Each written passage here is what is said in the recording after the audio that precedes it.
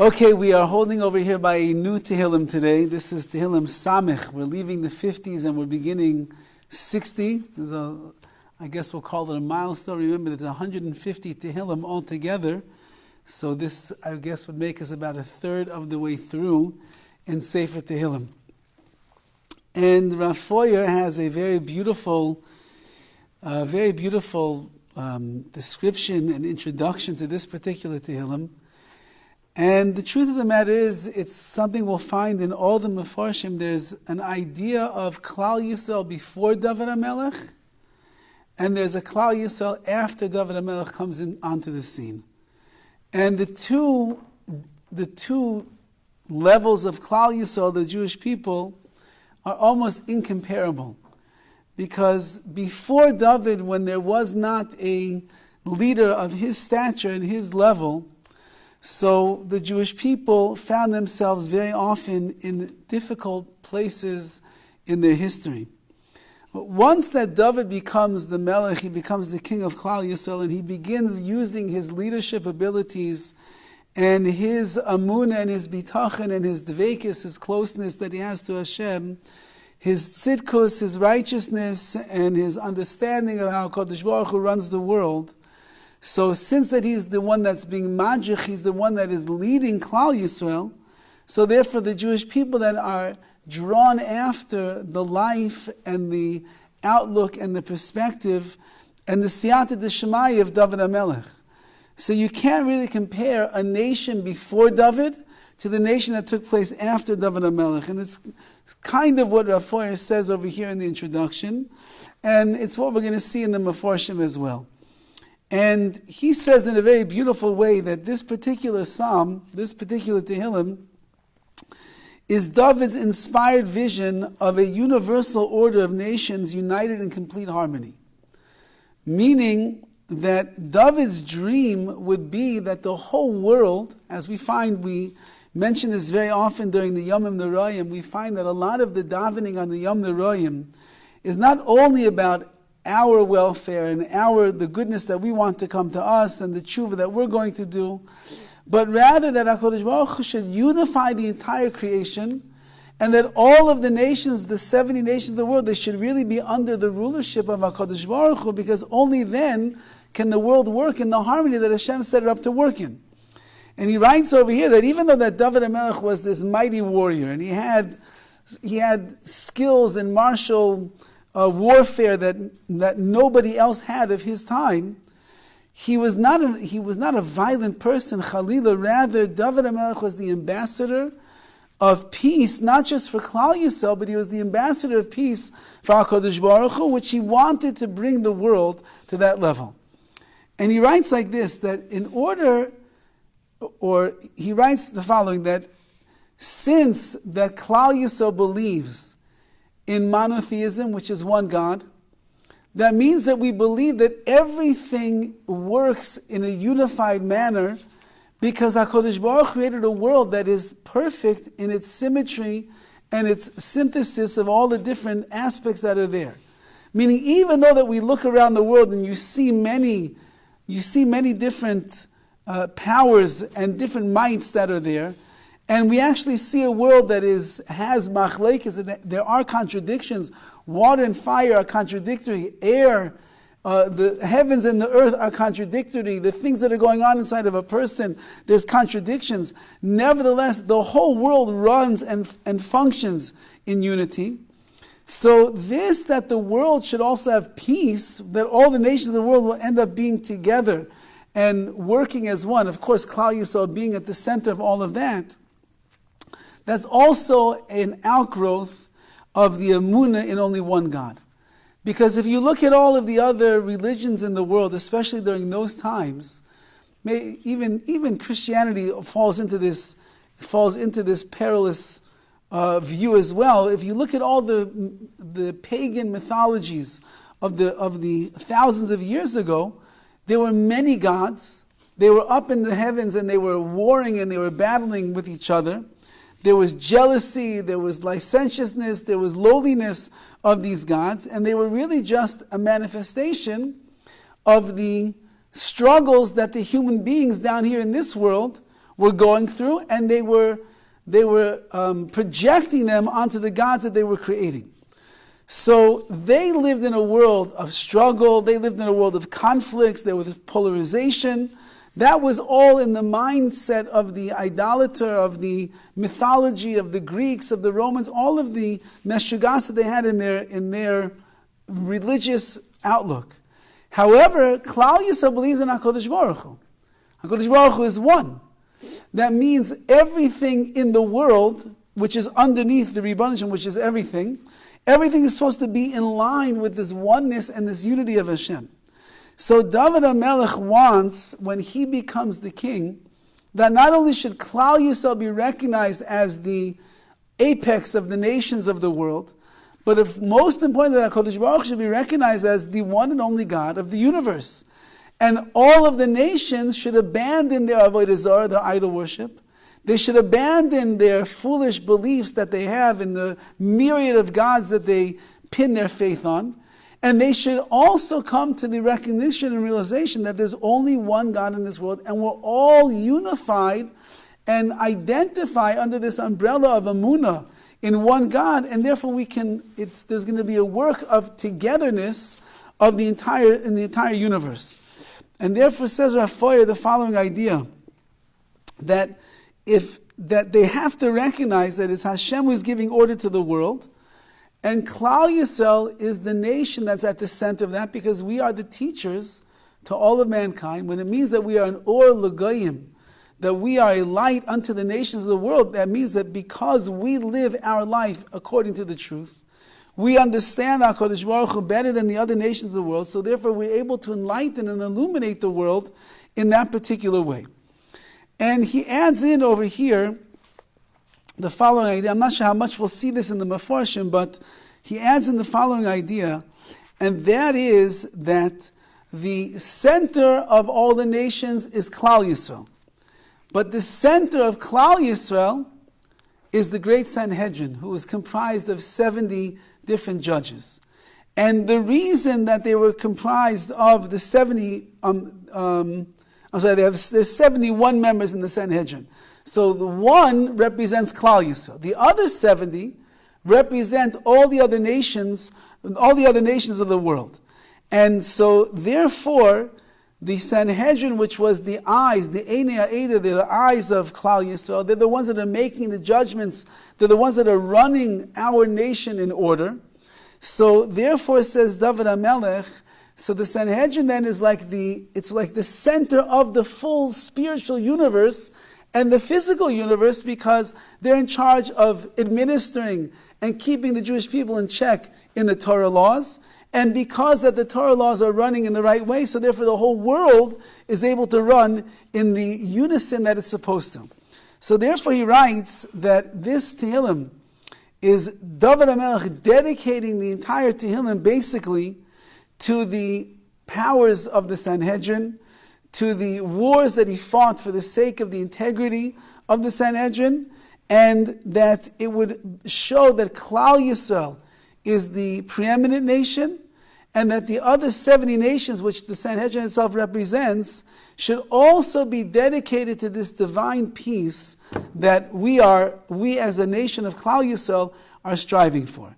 So as long as we live in a world where not everybody believes in one God, and you live in a world where not everybody is underneath the umbrella of Hashem's godliness and His power and His omniscience and His might, so then we live in a world that yet is wrought with machlokes, it's wrought with confusion, it's wrought with chaos, and just we'll look around and we'll see that is Lamaisa, that is the world that we are living in today.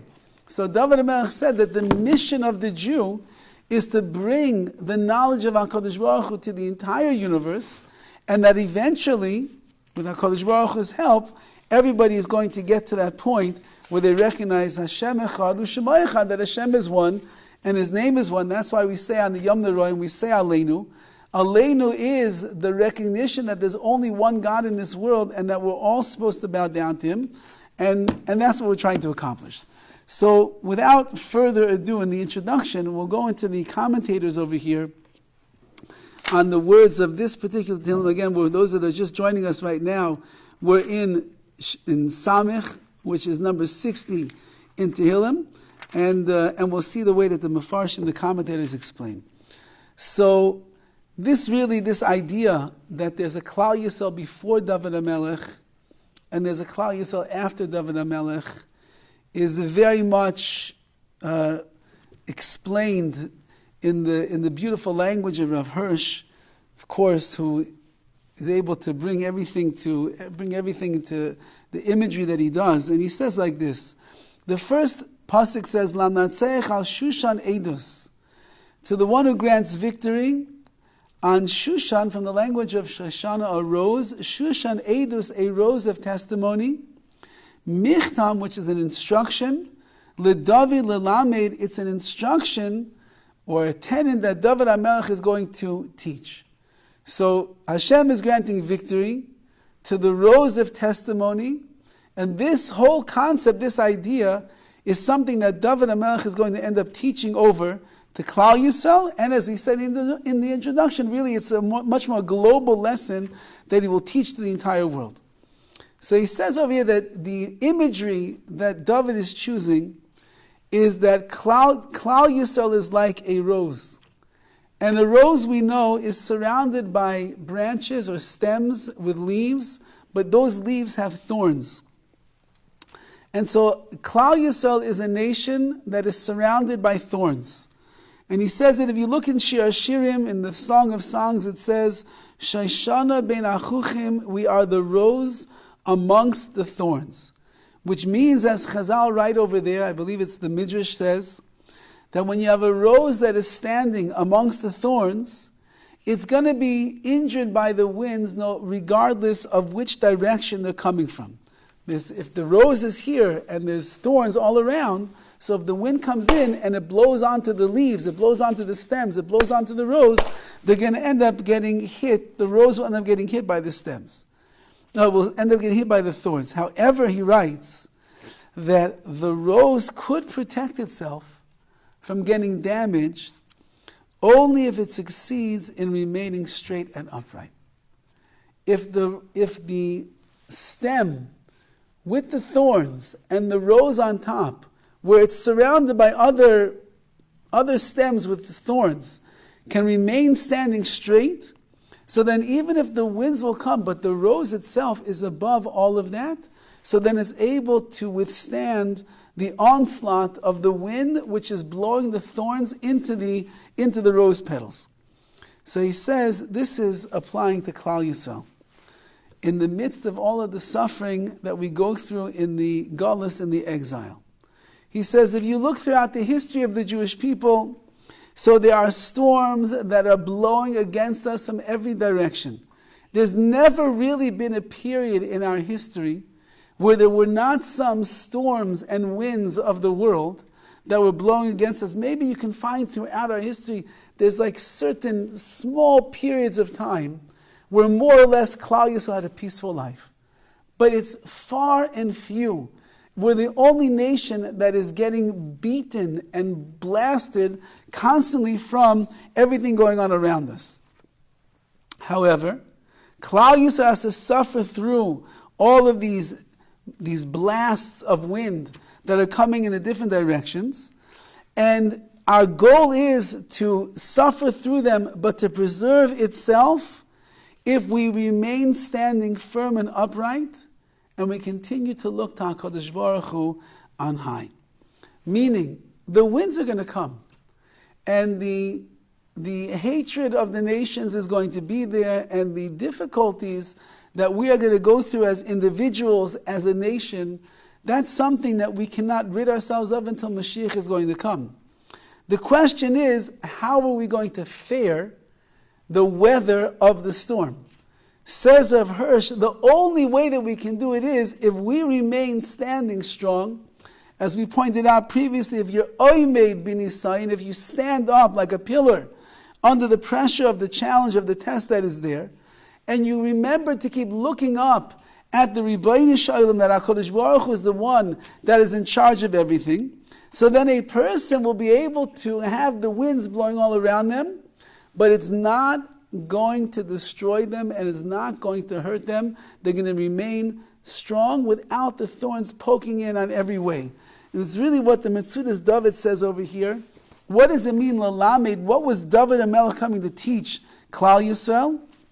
So he says, Asi Lalamed das es ha'am. He wanted to teach this knowledge and this understanding to the nation.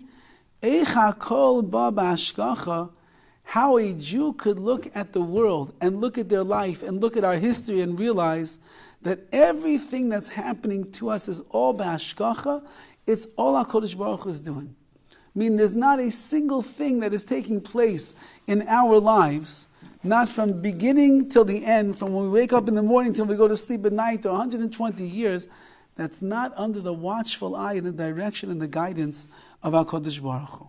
And therefore, if we feel ourselves being antagonized by the nations around us, if we see that the challenges are piling up, that's not a time to get weak in our emunah.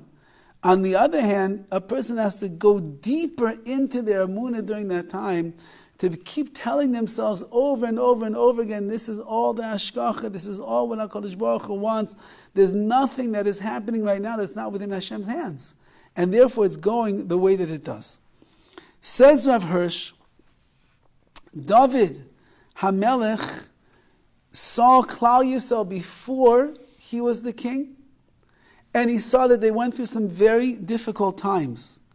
And the goal of Dovid HaMelech was that when I will become the king, and when I am the king over here, that Be'ezus Hashem Yisbarach, things are going to get better for the Jewish people.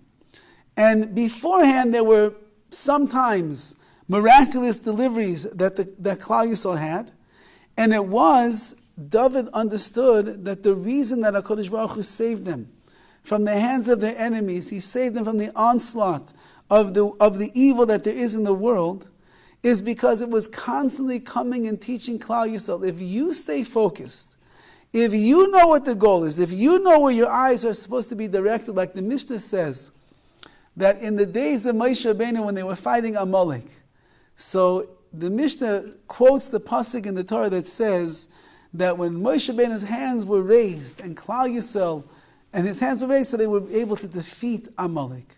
When his hands were lowered, they lost to Amalek. The Mishnah says, what, the hands of Moshe Rabbeinu is what fought the battles? What does that mean? And the Mishnah says over there, no, it's not the hands of Moshe Rabbeinu. But when Moshe Rabbeinu's hands were raised up in the air, and Klal Yisrael looked to his hands, they looked past his hands and they looked to HaKadosh Baruch Hu in Shemayim in the heavens. And whenever a Jew is looking towards the heavens for his salvation, that is when HaKadosh Baruch Hu will bring the salvation. When a person is looking down here in this world to find the salvation, to find the answer, to find the rectification of whatever's going on in their life, then you don't have the same hashgacha, you don't have the same siyata d'shemaya, you don't have the same brachas that are coming from Hashem. So Dovid HaMelech understood that when Klal Yisrael was before him, meaning before David became the king, and they lost, and they got hurt often, but there were times that they were victorious, and HaKadosh Baruch Hu made miracles for them. That was to remind Klal Yisrael that when you are looking in the right place, and you are believing in HaKadosh Baruch Hu, and your eyes are directed towards heaven, so then that's when Hashem's hashgacha, that's when His divine influence is going to come and bring you the biggest brachas, the biggest siyata d'shemaya and the salvation, and you'll win the battles, you'll defeat the enemies. And that's how it will be. However, says Rav Hirsch that once we'll come to that. Then Yisrael is called the Shushan Edus. We'll call this rose of testimony. Why? Because we can survive and blossom only if it's firmly embedded in the ground of the testimony of Hashem's law. What does it mean that we are the rose of testimony? It's a very unusual language. The Edus, the testimony, is like we say, Torah Hashem Temima, Meshivas Nafesh. Edus Hashem, it's the testimony of Hashem. The Torah itself is HaKadosh Baruch Hu's testimony in this world. It testifies about the creation of the world. It testifies how Hashem runs the world, meter connected, meter measure for measure. It testifies how Hashem sees when you're doing the right thing, you're going to get reward. If you do the wrong thing, there's going to be punishment. It testifies to our long history. Avraham Avinu had the bris bein habasarim, where it was promised we're going to go down into the Golus in Mitzrayim and everything will take place. And that's these parshas that we're going through right now. As dark as it looks for Yosef HaTzadik, that he ends up in Mitzrayim, but keep in mind, if Yosef never would have been sold down to Mitzrayim, there would be no Klal Yisrael. Because it's only because he's in Egypt that his brothers and his father eventually have to come at the end of the story. And as a result of that, they end up in Mitzrayim and the whole nation begins to form. Yes, we go through assimilation and Avodah Zarah once again, but then we go through the tikkun of the Gullus over there and eventually the Geula, the redemption, and that's all of Klal Yisrael. So even in the darkness of Yosef going down into Mitzrayim, we know the end of the story. The end of the story is it's the best thing that ever happened for Klal Yisrael. Because Hashem didn't make us a nation in Eretz Yisrael. If he wanted to, he could have, but he didn't.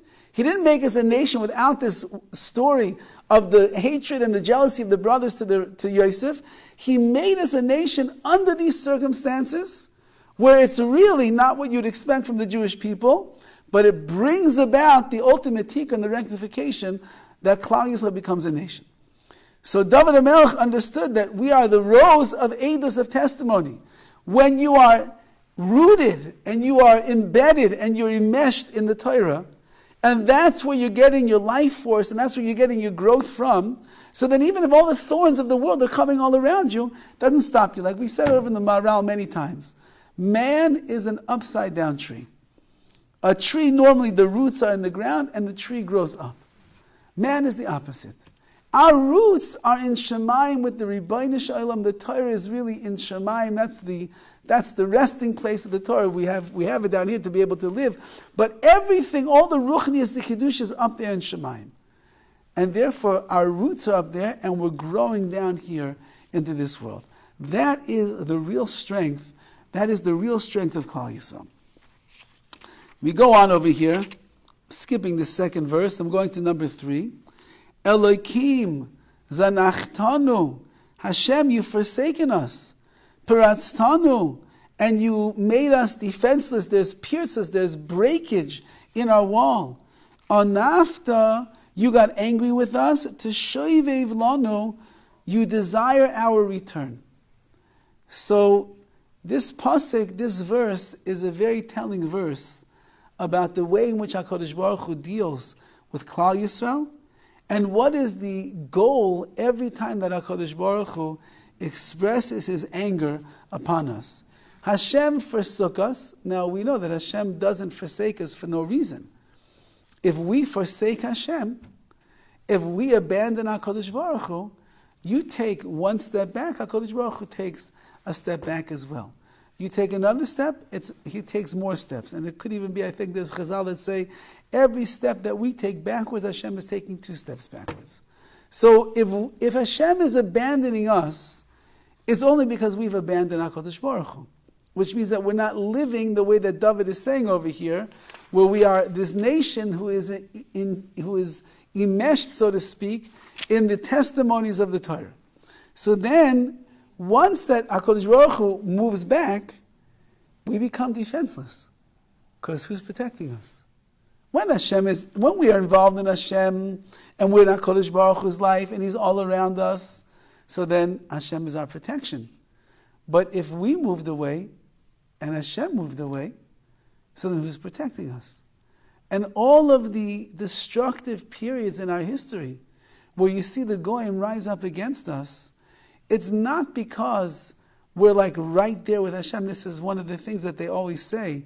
Rav Avigdor Miller was very passionate about this idea.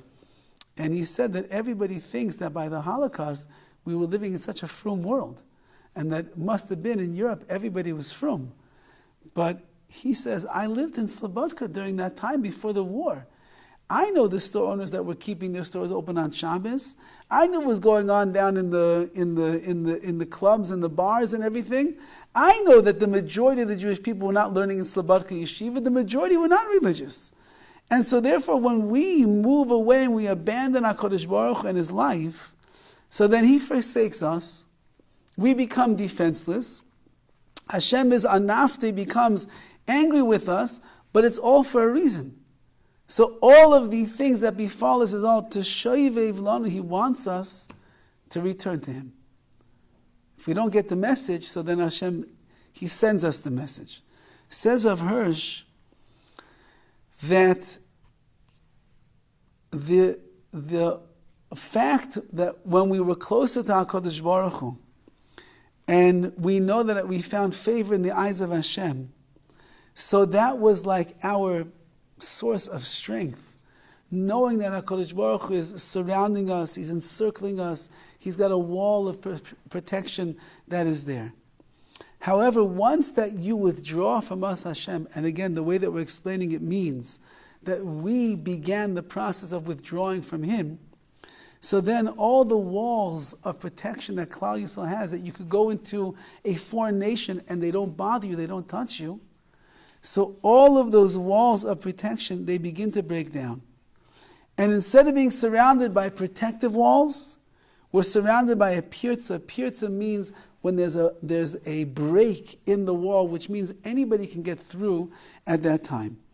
And then the neighboring nations around Klal Yisrael, they can come in and they break us down on all sides. However, says Dovid HaMelech, you showed us your wrath, meaning you got angry with us. You took away our protection. The nations rose up against us. They created a lot of problems and issues for us. But there's a reason that happened. And that's all because you want to lead us back to you faithfully, HaKadosh Baruch Hu.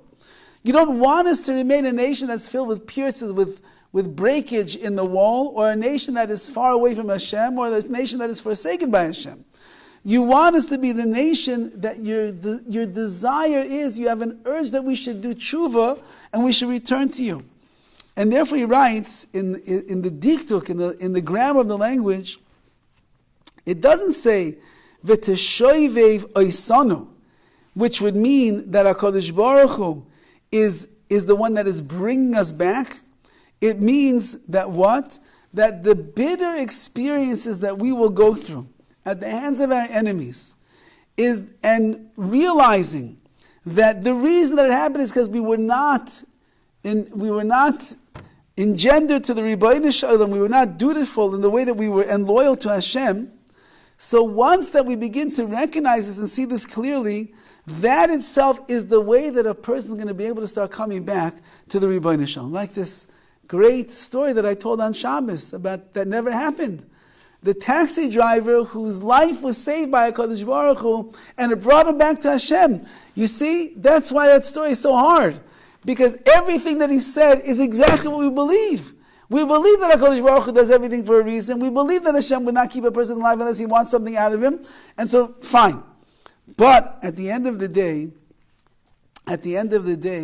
those that are in the know, those that are in the world of HaKadosh Baruch Hu, those that can see the things that are going on around them, whenever there's a glitch in our life, whenever things don't go as planned, whenever there are struggles and there are challenges that we find ourselves going through, says Dovid HaMelech, it's all because Hashem wants to bring you back to Him. Now you might not be so far. You're a frum person, you're keeping Shabbos, you're keeping kosher, you're doing things all in the right way. But when there are those hiccups in life, it's all because HaKadosh Baruch Hu just wants us to get closer to Him. And as close as we think that we are, we can always get closer. Why do we find by certain tzaddikim, they suffered miserably with their health, they suffered miserably with their parnasa, miserably with things that were going on around them. We just had a guy here this morning, he seemed like such a nice person, raising money, has 13 children, his wife had a nervous breakdown, I guess understandable. Unfortunately, she had a nervous breakdown, and the whole brunt of taking care of 13 kids is all upon him. And with the pressure mounting up, he himself lost it at a certain point, and he can't work, and he's just trying to raise money just to pay the bills. So he's in the know, he understands. And so he'll be mechazik in his tefillah, he'll be mechazik in whatever he has to do. A person who's living in Hashem's world, they will recognize that even if I'm doing so much, there's always more that I could do. Even if I'm davening so much to Hashem, Rivki Imenu, Sarah Imenu weren't davening enough to Hashem. Of course, Sarah was davening. And Chazal say that the reason that Kodesh Baruch Hu makes the Imahos Akaros is because he's Misav, he desires their tefillah. Because tefillah is a way to bring out more of yourself. Which means that every time that there is something in one's life that is not going in the right way, it's only because HaKadosh Baruch Hu himself knows that you're capable of more, and therefore he's trying to bring you to that next level, that next place that you are not holding by yet at this point. And therefore what's it supposed to do? It's supposed to make a person realize that Hashem wants that I should return to Hashem. Hashem wants me to do tshuva.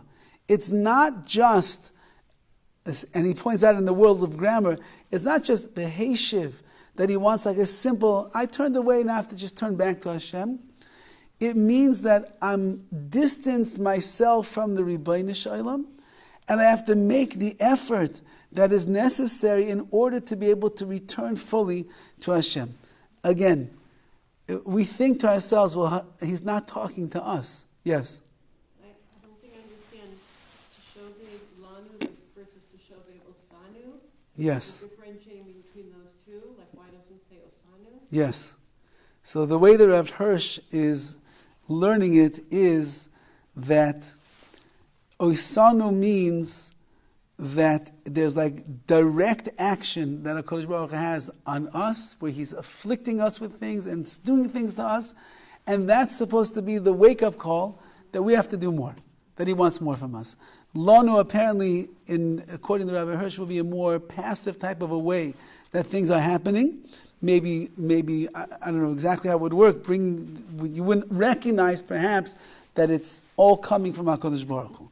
So this is that Hashem gives us everything because he wants us to return to him and he wants us to get closer to him. Now if we fight that, that's all one of the problems over here.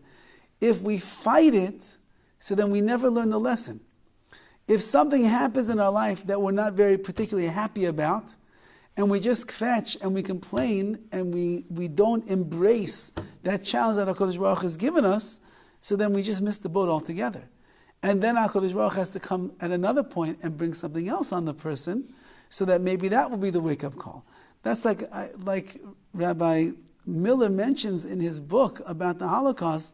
Hashem was warning Klal Yisrael for 500 years that you're stepping out of line. And there were many warning signs along the way of pogroms and this and that and the different destruction that we went through, where he kept warning, get back into the program over here and do tshuva and stop behaving the way that you're behaving.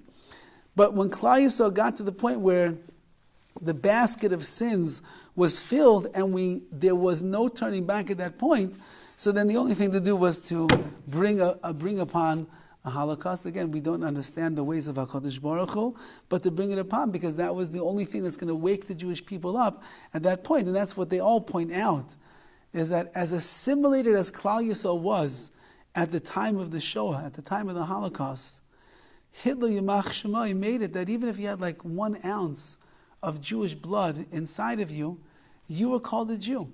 And you were going to burn in the gas chambers of Auschwitz like the Hasidic Rebbe with the long beard. So as much as the Jewish people tried to forget that they were Jewish, they tried to hide their Judaism, they tried to hide the people that they belonged to. So the enemies of the Jewish people will always bring us to that remembrance of who we really are. And that's really Hanukkah, which is coming upon us tonight. The Yevanim, the Greeks, their mission in life was to make us forget what it means to be a Jew. They didn't want us to recall every day when we woke up what it means to be a Jew, what it means to have Torah, what it means to have mitzvahs. And that's why they told us, we're not barbaric like the rest of the enemies that you ever had. We're not going to kill you and slaughter you and have your blood dripping down the streets of Yerushalayim. We're not going to destroy your Beis HaMikdash and send you into Golus and get you out of here. No, we're very cultured, we're very intellectual, philosophical, we're a spiritual type of a nation, and therefore we just want you to become part of our spirituality, part of our nation. We won't kill you. We won't destroy you. We won't even ruin the Beis HaMikdash. We'll just destroy specific kelim, vessels that are in there that have too much kedusha that's there, because we don't want you to have kedusha, but we don't want to kill you. So if you'll just be misyavnim, you'll become like us, said Yavan. So then everything is good. If you don't want to become like us, then you're asking for problems. So says Rav Hirsch, this was what was going on in the times of Dovid HaMelech. Dovid HaMelech understood that all the tsaras that Klal Yisrael went through in all the generations was for one reason and one reason only. And that reason was that it should help to bring Klal Yisrael back to Hashem. David's mission, as he felt as the king, was that we will live such a exemplary life, and will live such a life of Torah and of mitzvahs and kedusha and Beis HaMikdash and everything that he wanted to accomplish, so that Hashem will not have to afflict us anymore. He will not have to instruct us to come back to him, because in the nature of the Jewish people at that time will be returning to Hashem.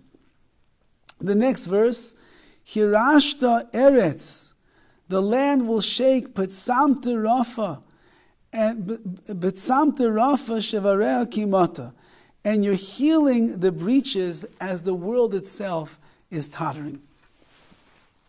Says Rav Hirsch, since that we forsook HaKadosh Baruch Hu's law, so we forfeited the sole basis on which we could have found peace and unity, like we said, were the rows of edus, of testimony, which means when we are a rose surrounded by thorns, but we're enrooted in the testimonies in the Torah itself, so then we're in good place.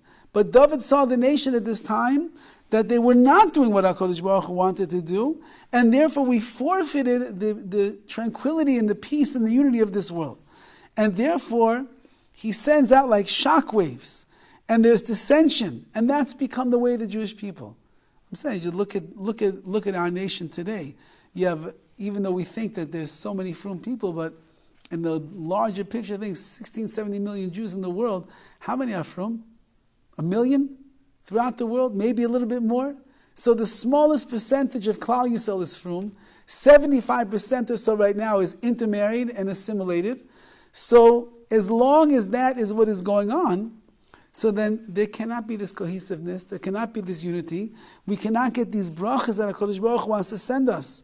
And therefore, constantly, Klal Yisrael is being, and again, anti-Semitism on the rise, once again, is just a sign. It's just a sign and a symbol of everything that's going on.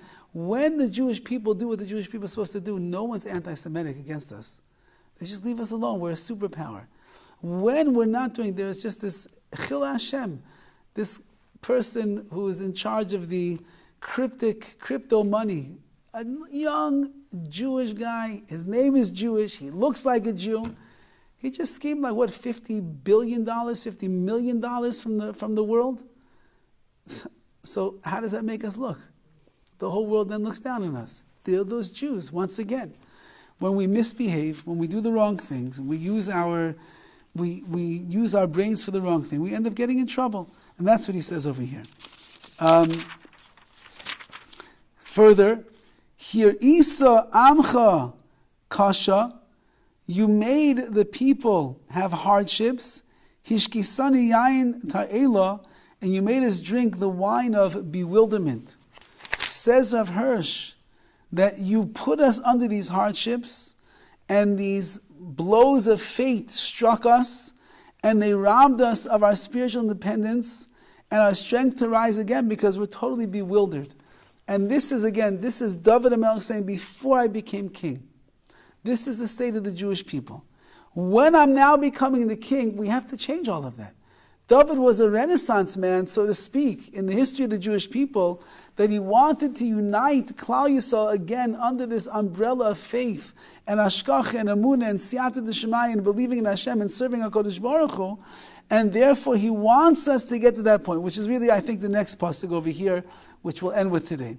Nesata liyireacha, you've given the banner to those, Nesata liyireacha neis lis noises, you've given the banner to those that fear you, These noises to raise them up. Mibnei kaishet sela, because to the before the might of truth. Meaning, whatever you're going to give to those that fear you, it's all just to raise them up so that we should end up coming to the ultimate truth. Says Rav Hirsch the following idea. Everything up to this verse right now is talking about the very sad experiences that Klal Yisrael had to go through before there was a Dovid HaMelech in this world. Nothing was clear. Everything was shaky. The world was tottering. Klal Yisrael had distanced itself from Hashem. Hashem distanced himself from Klal Yisrael. He got angry with us. He afflicted us. He wants us to do tshuva, so on and so forth. However, at this point now, he says like this. Even though from time to time during the dark days of the past, even during those times, you raised high the banner of those that were taught to fear you, and anyone that will fear HaKadosh Baruch Hu, anyone that will follow in line with HaKadosh Baruch Hu, even in the darkness of the moments, HaKadosh Baruch Hu is going to raise them up, and He's going to be able to rescue them and to save them. What is this high banner that we're referring to over here? It's a banner that's like a yardstick to show us this is the height that the Jewish people could reach. And this is where you're supposed to get up to in your life. And therefore he writes, and he says that when we are challenged by the power and the might of the demands upon our moral character, so then that is what is like pushing us and making us stronger to be able to rise up to a place that we never were before. And he says, in fact, this is really the experience throughout our history, that whenever the nation, meaning our nation, which was influenced by godly men, returns to the path prescribed by the duty to Hashem and the Torah and His law, then we would find deliverance, political deliverance from all the neighboring states. We would find that the nations that were afflicting us, they would leave us alone. We would find that we were able to get redeemed, and we win the wars. However, when Klal Yisrael loosens its bonds of loyalty, like we're talking about over here, and we don't adhere to the path of duty that we are supposed to, we once again get shackled by the political defeat and the slavery, meaning the nations then end up rising up against us. So it's a very simple equation, which we've seen many times over the years. You do the right thing as a nation, things will work out. You do the wrong thing as a nation in general, so HaKadosh Baruch Hu, the nations that we are around, they will turn on us. And that's all the Rabbi Shalom doing what he does to remind us of who we really are. Like Rav Chaim Volozhin has said, if Hamavdil ben Kaidish L'chol, ben Yisrael La'amim, right? The Jewish people, we say in Havdalah last night, HaKadosh Baruch Hu makes a separation between Kaidish, the holy, and the mundane, between Klal Yisrael and the nations of the world, between the light and the darkness. Said Rav Chaim Volozhin, if you make Havdalah, if you, Klal Yisrael, will make a distinction between you and the chol and the mundane and the nations of the world, and then that Havdalah will be there. But if you don't make that Havdalah, if you don't make that distinction, then HaKadosh Baruch Hu has to remind us who we are, and He'll make the Havdalah, He'll make the distinction and the separation itself. That's when the nations will turn on us, and they will remind us, you're not like us, you are really the Jewish people, you have to behave in a different way. So he writes, and I think that we'll conclude over here, there's a famous verse that says, Neis lihis noises. It's a nace, it is a banner, lihis noises, to raise a person up. And they learn out from over here also that the word nace is really the same root as the word nisayan, of a challenge. It's all the same idea. The challenges that a person will go through in life are supposed to raise them up to a higher level. And then when we overcome the challenge, it's like we're holding our own banner of what we accomplished. So it says that it's calling out Klal Yisrael to rise, symbolizing that the only way that we can attain permanent independence of freedom is if we adorn ourselves and we raise ourselves up and we do what HaKadosh Baruch Hu wants us to do. And he says that the message is like this. You've been given a banner. You've given a banner to those who are Yireacha, those that fear you. So that each of them, inspired by his newly gained awareness of the moral requirements of life's truth, will raise himself to be a banner. Meaning once that you know what is right over what is wrong, and you're living your life in the way that is appropriate, so then you raise yourself up to be a banner, you become an influential example in your own community, which means once that you know the emes, once that you know the truth, and you're willing to live your life accordingly, so then you have an obligation to go and become an example to other people as well. You were not put into this world to sit in a cave or to go to some monastery on the top of a mountain and live all by yourself and keep it between you and Hashem. You were put in this world to understand what HaKadosh Baruch Hu wants, to live your life accordingly, and then share that knowledge and that wealth that you have with others. So that you become the example, you become like the banner. People look towards you, you're the poster boy, the poster girl for Klal Yisrael, for Yiddishkeit. People say, oh, that's the kind of a person that I want to be. Like the story that I'm sure that I told over the years, and that is there was once a Arachim Shabbaton. Arachim is like the main Kiruv organization in Eretz Yisrael. And one of the things that they do by these Shabbatons is they bring people up that became Bali Tshuva to tell over the story. What made you become frum? What was it that was so enticing about Yiddishkeit? If you have corona and you go into a coma for 6 weeks and then you come back to life, What did he say? So the guy gets up. Now, I told over the story. There's so many places already. In such a short time, I have to go back now and tell everybody that it's even worse. All sheker. Anyway, bottom line is like this. There was a guy that got up. People that are listening have no idea what I'm talking about, but that's okay. It's because you don't come to shul. Fine. Now, it says like this. The guy got up and he said, what made him frum? What made him frum was the following. What made him frum was that every single day he used to take a bus from the central bus station in Tel Aviv. And he used to have to go there very early in the morning. So he says, imagine what it looks like in the central bus station very early in the morning in Tel Aviv. You have a bunch of Israeli zombies. Who knows what they were doing the night before? They're there with their coffee, their cigarettes, 6 o'clock in the morning. They're already worrying about what's going to be at work, and they're exhausted before the day even starts. And everybody's walking around in these long lines, waiting for the bus like zombies every single morning. Every day he says that I would be in the lines would be passing each other. There was another line of zombies that was walking in the other direction, but there was one person every single day. As he would pass me, he would always give me a big smile and wish me a good day. And this person was frum. And I started asking myself, what does this person have that nobody else in this entire bus station has? Everybody else is a zombie, everybody else is dreading to go to work, everybody else is exhausted, their eyes are bloodshot and beady red, and they have no interest in having a great day. This guy every day smiles, says hello, and he wishes me a good day. What does this religious person have that I myself don't have? And that was what was the spark of interest that got him to begin going and looking around about his Yiddishkeit. He ended up into the great organization of Arachim, and Baruch Hashem, one Shabbaton after another, and classes and learning this, he became a full-fledged Baal Tshuva. What was it? To see a Jew who was happy in a world when nobody else was happy. So that's what Dovid HaMelech is saying over here. You know the truth. You know what it means to be a Jew. You understand what HaKadosh Baruch Hu wants. So you can't keep that to yourself. You have to go and be an influence on the other Jewish people. You have to go and share the wealth. Be what he calls an influential example on the rest of the Jewish people in your community, in your home, in your neighborhood, in your street, in your shul. You have to go and become an influence. And if a person does that, says Dovid HaMelech, that's the world of the Jewish people after Dovid HaMelech.